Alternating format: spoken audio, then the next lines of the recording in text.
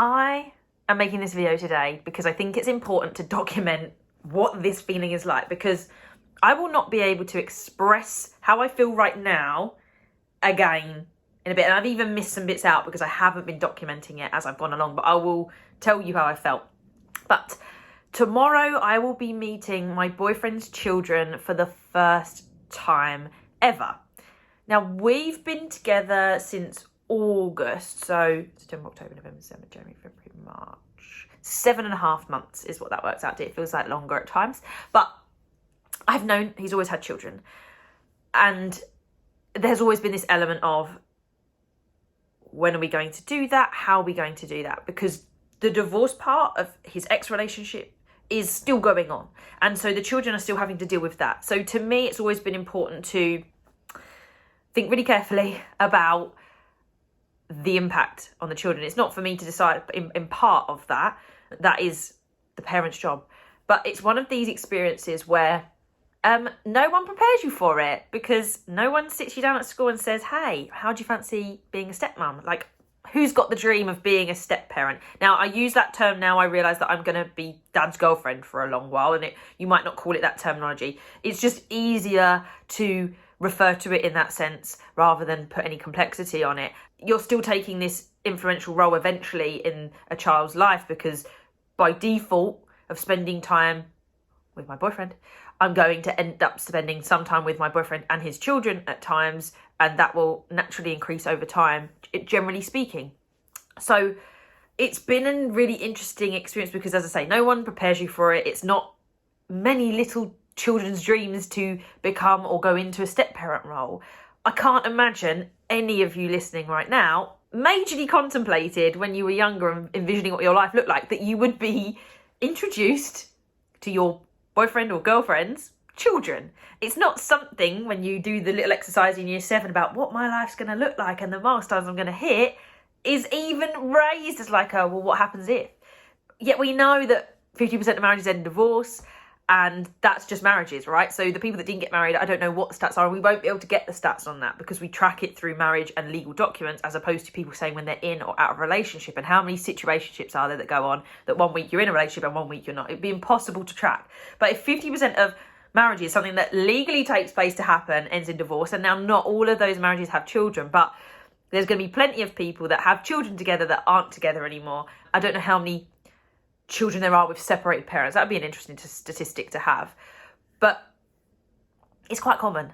And particularly as I get towards the age of 30, when I work with people, they say, you know, I don't want someone that's already got kids. That's cool. And predominantly I would have said the same too at certain points in my dating journey. I'd have been like, no.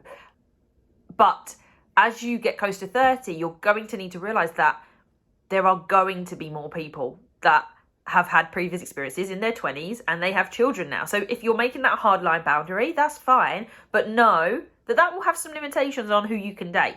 And at times I've been like, nope, I don't want that. I don't want to know how that works. In this scenario, I was more open to it. I previously dated someone with a daughter, and I had actually met them quite early on by default of the kind of date we'd had. I was doing a Santa fun run and they lived in the local town, but they happened to have their daughter that day. So we just went for a coffee. It wasn't anything superbly intense or anything like that, and that was the only time I'd seen their daughter in person. But this, the way that it grew and the way that it worked, meant that I knew that at some point probably an introduction to the children was going to happen. And I have been enthusiastic and excited for it, but also nervous at the same time, because you don't know how children are going to react. I'm a teacher. I understand adverse childhood experiences, the experience of a divorce in general, the idea of your family not being together anymore is one of those that we would factor in when we look at children's profiles, to understand there might be some background history, there might be some difficulty for that child, whether it's happening now or it happened 5 or 10 years ago. We're very aware of where we can be, backgrounds of children and how children might behave and why they might behave they do. And so I've always been very aware of trying to give the children enough time and being or communicating that to my boyfriend and saying, look, like, whenever we do this, I want to be aware of this, and I think it's worth considering that. It's that respect of that and letting him decide and work that out, to work out what's best for his children, what's best for him, how he wants it to work. But I've always had that thing in the back of my mind of, it can go either way. And it would be naive to think that it's all just going to go swimmingly, because you're a new person in a child's life. A child is experiencing the idea of their parents not being together, and you're not a replacement of their mum, but they see the closeness that you will have with their dad in that scenario, or vice versa if it was a mum's boyfriend scenario. But you're in a similar, there's an intimacy and a friendship and a closeness that you have with their parent that they might feel is a threat to them or the situation, or it robs. A lot of the things that I read was talking about the idea that children default to feeling like they can get their parents back and that their parents should get back together, and that once a step parent or new boyfriend, girlfriend is introduced, then they don't necessarily like them because it's taken away that opportunity. They see that person as ending the idea that they could get back together. So I've had that knowledge and understanding to contend with, and they're small children, you know, they're both under 10, and that's tough going. I think I would argue it's tougher actually in the teen years. Psychology says it could be it's just not easy for any kids, and they're completely out of control, and they are subject to their own natural responses to it, and they're not really going to be as in control of those, and they're not going to be as conscious of it as someone like myself who knows that I'm excited to meet them, but at the same time I'm also pacing myself for the nerves of it because we don't know how the children are going to react, and also just not being naive and not getting carried away with the excitement, because it's not just going to be, it's not like a happy family scenario. That would be naive to think, and if it does, I'm sure there are some that have managed that, then great. But let's be honest, they're dealing with loss, they're dealing with family changes, and that's tough on little people. It's tough on anyone, but on little people in particular, it has potential extras because they have all these feelings and they're confused. So we have that this weekend. We are going for breakfast and to a soft play area, so it's very neutral space, distraction for them in terms of just being able to play and get on. And I'm just going to be me. I'm a teacher. I deal with children. They're not as young as these children most of the time. I'm used to 11-year-olds and up to 16 and sometimes 18. But I am used to holding space for children, talking to them, getting to know them. I've been a summer camp activity instructor. I feel like that prepares me. That took me down a few years as well to like the 8-year-old realm, and surrounded by small children as well. But I predominantly have dealt with the elder ones. So the eldest is not too far off that age of 8. So that's not going to be any issue there. But it is new. It is like when you're contemplating that whole, oh gosh, I'm involved with someone that has children, and what does that mean for the possibility of the future? There's options, and I won't go into that today. I just want to focus on the fact that I am meeting the children and how it feels now, because they're not my child, obviously, but they're my boyfriend's children, who he and I know cares deeply about, and it's just like, what's this going to be? I've seen pictures, I've seen videos. I've heard crying in the background of phone calls. I've heard all bits and pieces going on, and it's, you know, it's delightful. But it's like, whoa. It's big. It's like a big move. So I'm excited. I'm not as nervous as I was, because I had more of that like, oh God, what's it going to be like? Like, what are their reactions going to be like? Not to me, but to the scenario. You know, because it's tough. But I will do a video, and I will upload it a few days after, of how it actually went. I'll always keep everything anonymous, just so you know. I'll always keep everything anonymous. I will always do this later. So I've recorded this the day before, but you won't see it for a few weeks after, just because it's fair to all parties involved. They've not said they want their lives to be shared or not, but I'm not going to share their lives. I'm sharing my experience of what's going on. But I never want, if it got comments, if it got questions, for them to be something that affected or changed the way I behaved. I want to be able to do what I'm going to do without influence from others. And some people might be wanting to help me and say, well, do this, try this. I've read what I've read. I've gone through my research. I've looked at different things and communicated them or internalized them, depending on what it is. And I like to make my own decisions, and I don't want unsolicited advice coming up. Feel free to share your experiences in the comments below. Tell me how it was when you first met your partner's children, and whether you've done that a couple of times over.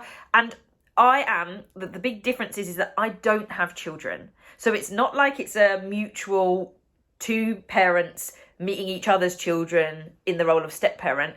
It is parent introducing me as a childless girlfriend, step parent. I don't already have children. I'm not used to the chaos that is children. Like, I know that because I'm a teacher. I know that they're their each individual selves, but they're children. And it's a different ball game when you're a parent. I've watched it. I know what it's like. I've seen it. And quite frankly, I'm glad you guys did the birth thing. Like, that's one thing I don't love about the idea of having kids myself. The idea that you would have to have your whole body change and to carry something for nah. So I'm getting the delight, hopefully, of children without having the burden of it on my body, the burden of the full-time commitment. There's this beautiful thing of that there.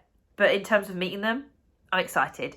They look like fun children. They look like they're positive, loving, beautiful children. And it's just a step I've never, ever, ever envisioned I would really ever do. And now it's here. Before it would be like, oh, well, I guess at some point I'll meet the kids. And now it's like, it's here. I suppose it's not going to be the same, but I suppose it's like being pregnant for 9 months and being like, oh, well, I'm going to have a baby at some point. And then it's there. I know it's not the same. It's a different context, but it's that idea of like, it's coming, but it seems so abstract, I guess, for a pregnant mother. You've got your baby belly growing, so maybe it's not as that far. Whereas mine's been even more abstract. Like we just keep doing what we're doing. We're going on dates, going to places, doing things, getting to know one another. It's even more abstract because there's nothing really that's increased that until now, and it's like introduction. I will let you know how it goes.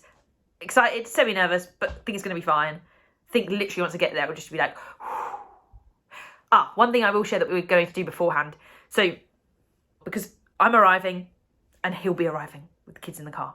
And I'll be like, well, we won't have even spoken to each other properly or seen each other. So what are we going to do here? So we are going to pause momentarily so the children have a couple of moments in the car whilst we have a quick bit of connection, quick hug, check in with each other before going ahead, and do it in a way that is not in front of the children. So at this stage, it wouldn't be right to kiss in front of, even hold hands in front of for a first meet. We're dealing with, like, it's almost like being friends, but at the same time, I don't act like a friend to this person normally. So we're going to do a quick connection there beforehand, and then the kids will get out and we will adopt a role that is not so girlfriend, boyfriend in front of them, and then do the same on the return of putting them back in the car to say goodbye, because we've still got to have our relationship and make that bit work in amongst then creating an environment that's right for the children and making sure that we can do that in the right way. So that's what we're giving a try. That's what we're rolling with. I will keep you updated.